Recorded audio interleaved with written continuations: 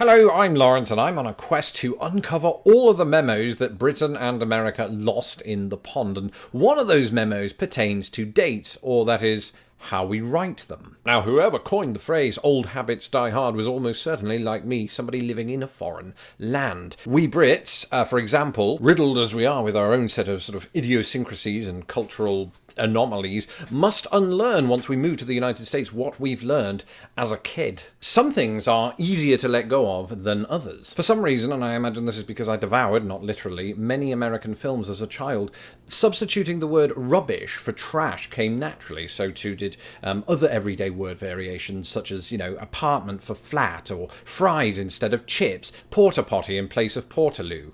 But having resided in the United States now for 11 years, there is still one habit that I've yet to relinquish apart from chiseling my teeth, and that is writing the date in the British format. Now, don't misunderstand, I'm perfectly aware of how US date formats work. You simply switch the day and the month. So today, for instance, would be October 10 instead of the 10th of October. 10/10 instead of 10/10. It's the same, actually, in this instance.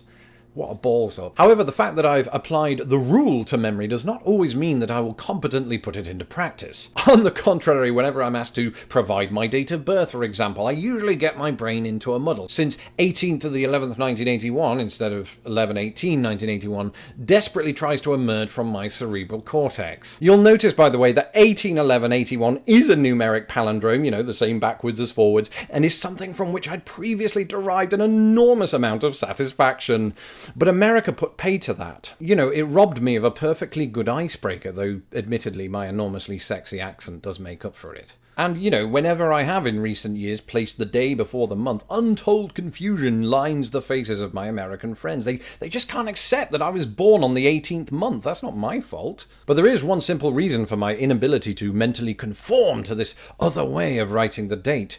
The American method is not entirely chronological. You see, whereas the British format is laid out from shortest unit of time to the longest, the American version begins with the sort of second longest unit, the month, and works its way down and then up the hierarchy.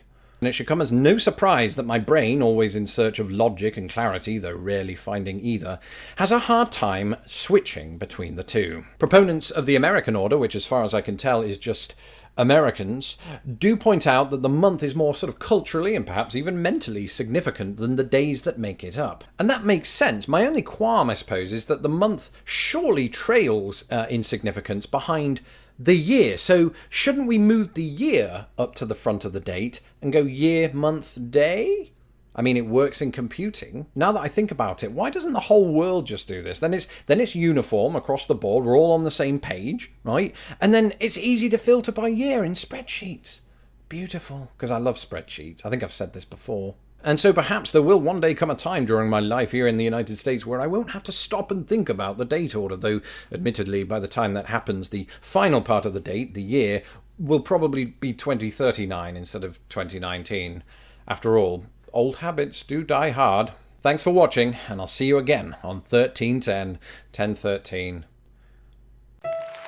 Thank you for watching this episode of Lost in the Pond. Don't forget to hit my stupid little face to subscribe, and please share this video with the world. Hit me up on Twitter, Instagram, and Facebook, and if you would like to support this channel, please do so at patreon.com/lostinthepond.